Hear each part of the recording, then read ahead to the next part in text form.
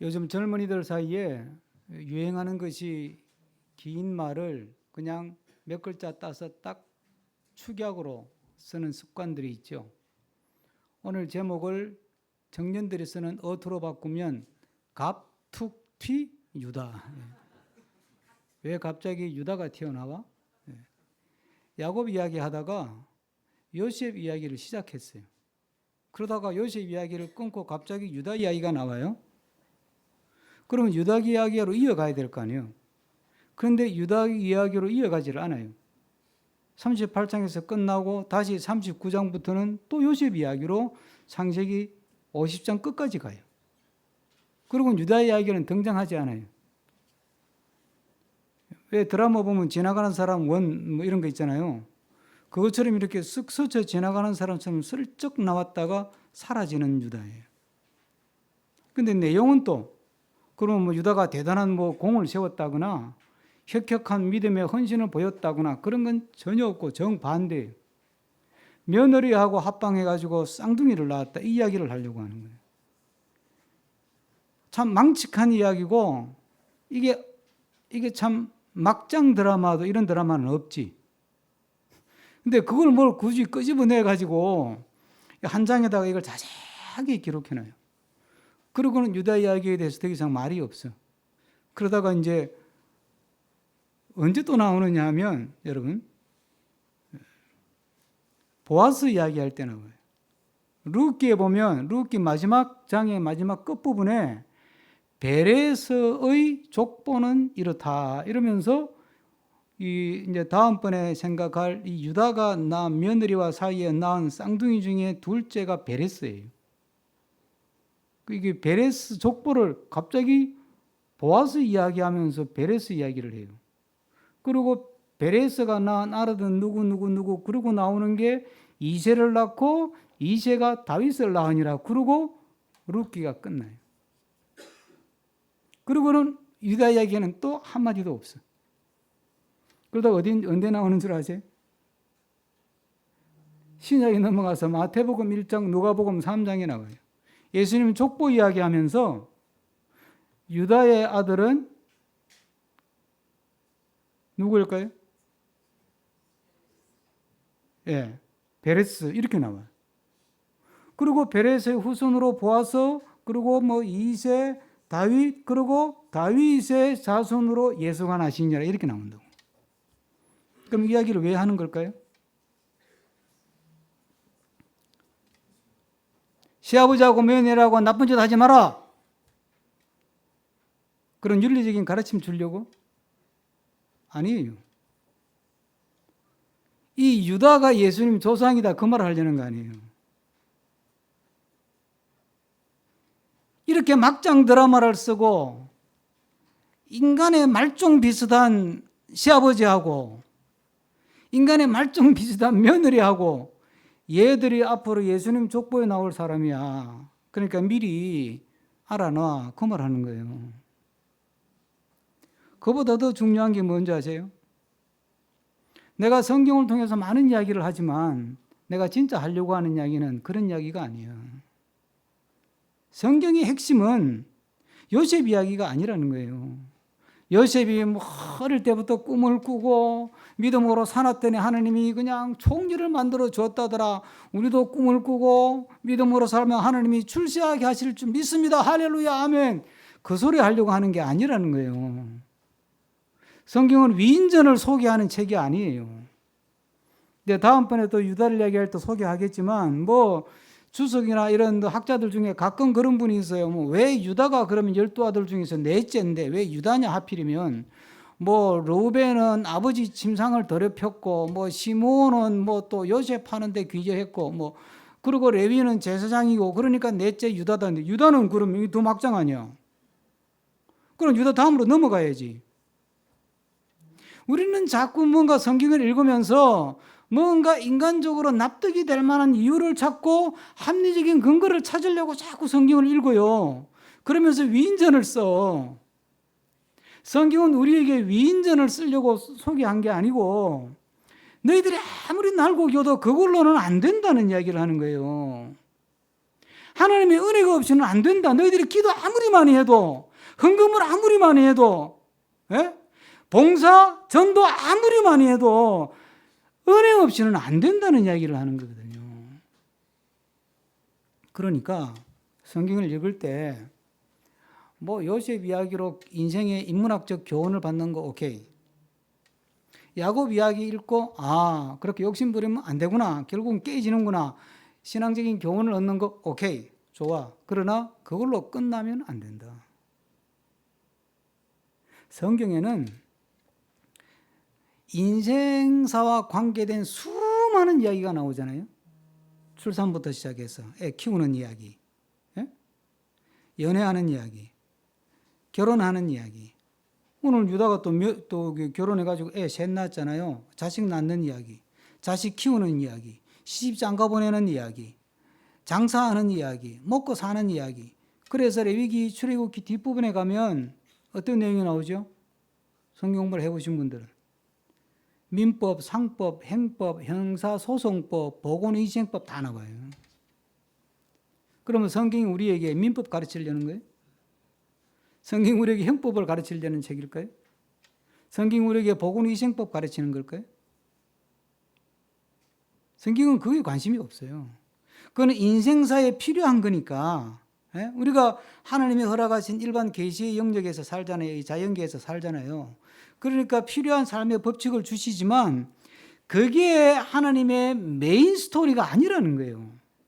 성경을 아무리 많이 읽고 공부를 하고 외워도 유다 이야기를 통해서 이루어지는 하나님께서 우리를 구원하시는 구원의 이야기, 그 구원 이야기의 중심에 있는 예수 이야기, 그 예수를 놓치면 허당이라는 거예요. 예배당을 크게 지었고 뭐 10,000명, 20,000명 모여도 그 속에 인간적인 가치관이 있고 인간적인 세계관이 있고 인간적인 권무술수가 있고 인간적인 방법이 동원돼 가지고 예배당을 키우고 세습하고 그 난리법석을 떨어도 하나님하고 아무 관계 없는 거야. 그건 허당이라는 게 허당. 그 속에 예수가 있냐는 거지. 얘들이 오늘 세례를 받았는데 세례를 받은 공부를 하면서 그 속에 예수를 인격적으로 조금이라도 뭔가 뭐 옷깃이라도 스친 것 같다 그러니까 이제 세례 받고 입교하는 거예요. 그거 아니었으면 하겠어요, 얘들이? 요즘 아이들이 뭐 돈 준다고 하겠어요? 안 해요, 요즘 애들은. 지네들이 수긍이 돼야 받아들이는 세대잖아요. 우리는 눈치 봐가지고라도 부모 체면을 봐서라도 그냥 뭐 있는 척이라도 하지. 그러니까 결국은 우리가 성경을 공부하고 교회를 다니고 뭐 수많은 일을 하지만은 중요한 거는 예수를 놓치지 않는 거라는 거예요. 예수 믿어서 부자가 되는 거, 그거는 주변 이야기예요. 그거는 주된 이야기가 아니에요. 그거는 간증거리가 아니에요, 여러분. 예수님 병 고쳤다? 고쳐도 그만, 안 고쳐도 그만. 그건 주변 이야기라니까. 미신을 믿고 귀신을 믿어도 병 고쳐요. 부자 만드는 거 투자회사 가서 설명 듣고 투자하면 돈 따요. 왜 못 따지? 오래전부터 비트코인 투자를 했던 사람은 5만 원 가지고 비트코인 하나 산 사람 지금 돈이 얼마야? 1억 4천인데. 저는 미래학 공부를 오래전부터 했고 단골 기질이 있는 사람이라 비트코인 처음 나왔을 때 사고 싶었어요. 돈을 벌 욕심은 없었어요. 이게 탈중앙화의 원리로 만든 거라 그래서 그거 좋다. 한번 사보자. 사보려고 인터넷 뒤져보니까 뭐 그때만 해도 뭐 이게 거래소가 그런 게 없었어요. 초창기는. 그때는 뭐 비트코인 지갑을 만들어야 되는데 그걸 어떻게 만드나 들어가 보니까 너무 어렵더라고. 내 실력으로는 그게 안 되는 거예요. 내 컴퓨터 실력으로는. 그래서 포기했어요. 그때 샀어야 되는데. 여러분, 우리가 아무리 세상에서 예수 믿고 뭐 병도 고치고 뭐 자식 출세해가지고 잘 나가고 뭐 성공하고 뭐 빌딩 싸고 뭐 높은 자리 올라가고 그거 예수 놓치면 허당이라는 이야기를 하려고 하는 거예요. 성경 읽다가 요셉 성공 스토리 보지 말고 뭐 보라고요? 하나님은 지금 너희들을 죄에서 구원하는 예수 이야기 하고 싶은 거야. 그거 놓치면 안 되는 거예요. 그거 놓치면. 그래서 갑자기 툭 하고 유다 이야기가 툭 튀어나오는 거예요.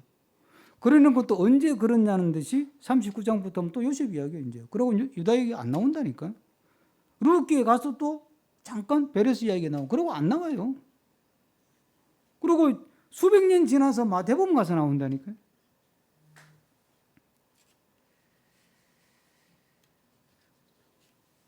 제가 연동교회 부목하면서 처음으로 쓴 책이 마가복음 묵상집인데 그 책 제목을 가지고 고민하다가 예수님께 딱 붙어 살자 이렇게 책 제목을 붙였어요. 그 책이 그래도 명색이 대한기독교 서부에서 온 거 보고 좋다고 내준 책인데 안 팔렸어요. 2판 찍고 말았어요. 제가 고민했어요. 우리가 하나님을 믿는 사람으로 믿음으로 산다는 게 뭐냐 이 말이에요. 세상에서 성공하는 게 아니에요. 성공하든 실패하든 예수 믿고 예수님께 딱 붙어 사는 거예요. 예수를 안 놓치는 거라니까.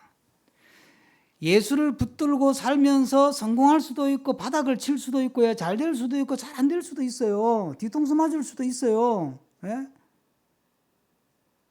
어떤 상황 속에서도 예수를 놓치지 않는 삶, 그 삶 속에 하나님의 비밀이 있고 하나님의 영광이 있고 하나님의 축복이 있고 하나님의 능력이 있고 하나님의 예비하심이 있다는 걸 믿고 사는 것이 세례받는 것이고 그게 믿음의 생활이에요. 예수 믿는 게 뭐예요 도대체? 여러분들이 말하는 예수를 믿고 산다는 게 뭐냐고. 병 고치는 거예요. 그럼 병원 가세요. 교회 오지 말고. 의사를 찾아가요. 돈 버는 거예요. 투자해서 가시라니까. 예? 가정의 평화 좋아요. 상담을 받으러 가세요. 그게 더 빨라요. 그런데 예수 붙들고 사는 거란 말이에요. 그러면 자 가정이 지금 어려워. 그럼 우리는 예수 붙들고 사는 거라 그러잖아요. 그러면 당신이 지금 예수 제대로 붙들고 있어? 나는 예수 제대로 붙들고 있나? 당신은 안 믿고 나는 믿어. 그럼 나는 불신 가정에 살면서 나는 예수 제대로 붙들고 지금 있는 거야? 맨날 남편 잘 되게 해주세요. 자식들 성공하게 해주세요. 맨날 그 기도하고. 예? 그러고 있는 거 아니야? 그건 예수 붙들고 사는 게 아니지. 세상 복 구하려고 예수를 이용하는 거지. 그러니까 자꾸 우리가 헛발질을 하는 거거든요. 헛발질을. 그러니까 예수 제대로 딱 붙들고 살아. 이거 놓치면 안 된다. 성경을 읽더라도 수많은 삶의 이야기가 나오지만 예수 놓치지 마라. 하나님이 무슨 말을 하려고 하는지 이거 놓치면 다 놓치는 거다. 세상 것은 얻을 수 있을지 몰라. 네? 세상 것은 뭐 요셉이 총리가 되잖아요. 좋죠. 그러니까 세상 것은 얻을 수 있을지 몰라. 얻을 수도 있어요. 근데 여러분 보세요. 다윗을 한번 생각해 보세요. 다윗이 예수님 믿어가지고 복을 받았어요. 우리가 생각하는 복을 받았어요? 못 받았어요? 하나님 잘 믿어가지고 복을 받았어요? 못 받았어요? 하나님이 다윗은 내 마음에 합한 자라 그랬어요. 내 마음에 꼭 드는 애래. 그래가지고 복을 받았어요? 못 받았어요? 받았죠? 무슨 복을 받았어요? 왕이 됐죠? 왕 되고 나서는 어땠어요?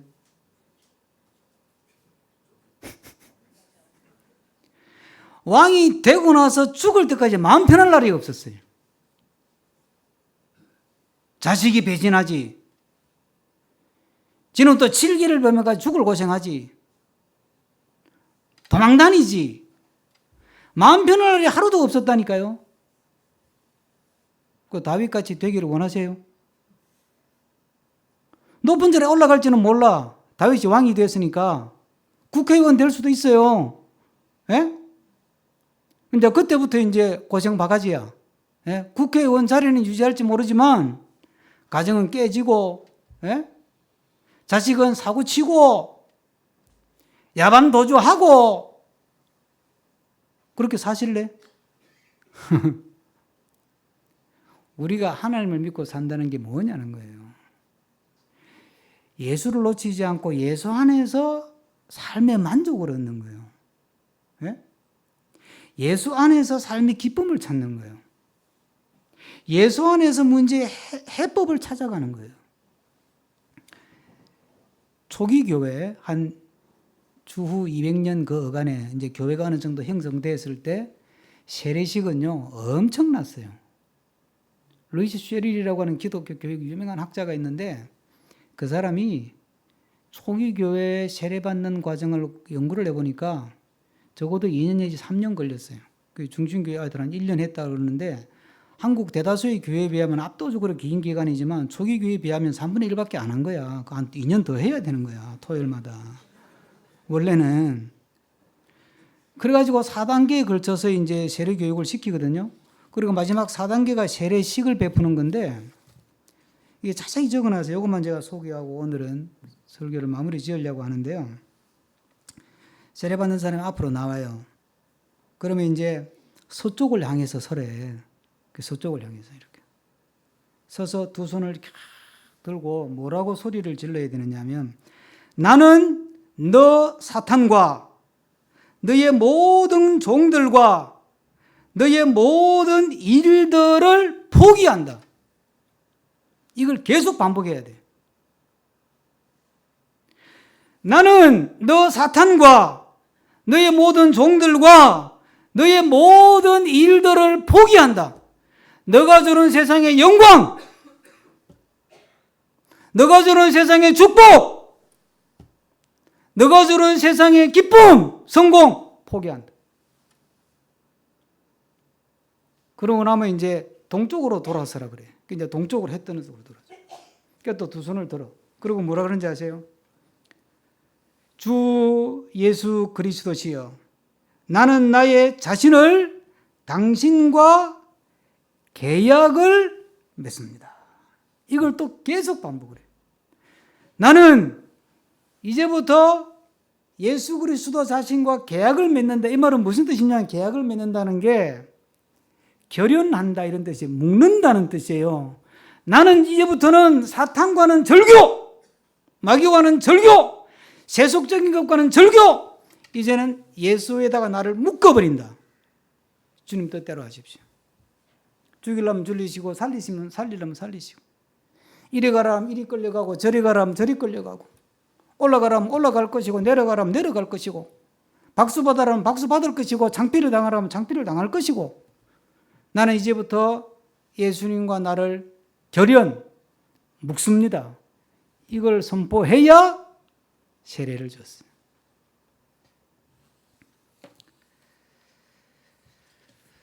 오늘 세례받는 주의 귀한 자녀들에게 꼭 당부합니다. 만만치 않아요. 예수 안 믿고 사는 것도 어려운데 예수 믿고 사는 것도 어려워요. 그래서 성경 그걸 십자가라고 하는 거예요. 예수만 안 믿고 사는 건 쉬워요. 사실은 어렵지만 왜? 성공을 향해서 가면 되니까. 방향이 하나잖아. 수단과 방법을 가리지 않고 1등하고, 수단과 방법을 가리니까 권력을 잡고, 수단과 방법을 가리지 않고 돈 벌고 부자만 되면 되잖아. 쉽지? 그런데 예수 믿고 살면 수단과 방법을 가리지 않으려고 하니까 성령이 그러면 안 된다 이러고 또 발목을 잡는 거야. 예? 인간적인 방법으로 세상 방법으로 해보려고 그러니까 또 성령이 옆구리를 팍 찔러가지고 너 그럼 다친다 또 이러는 거야. 얼마나 힘들어. 성공은 하고 싶고.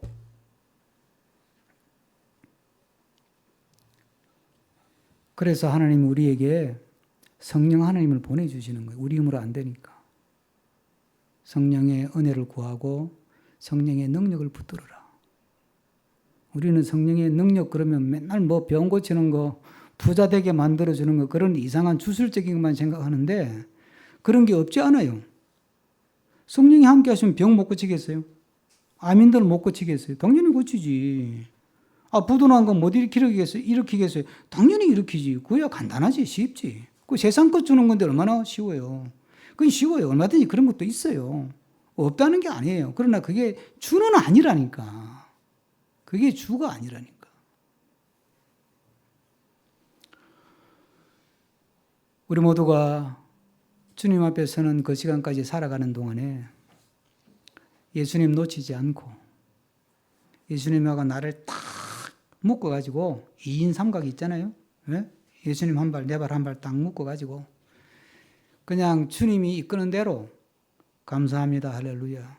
고난당하라 그러면 고난당하고, 영광을 받으라 그러면 영광도 받고, 부자가 되라 그러면 감사합니다. 부자 되고, 너 당분간 좀 가난하게 살아라 그러면 예, 알겠습니다. 가난하게 살고, 그저 주님이 이끄시는 대로, 주님이 인도하심을 따라 믿음으로 승리하는, 그래서 주님이 주신 기쁨, 주님이 주시는 행복, 주님이 주시는 즐거움, 주님이 안에서 보람, 주님이 주시는 삶의 의미 가운데 늘 주님을 찬양하고 감사하고 주님을 전하고 또 주님을 신뢰하고 살아가는 복된 우리 모두가 되기를 주의 이름으로 축복합니다. 기도하겠습니다. 주신 말씀 생각하면서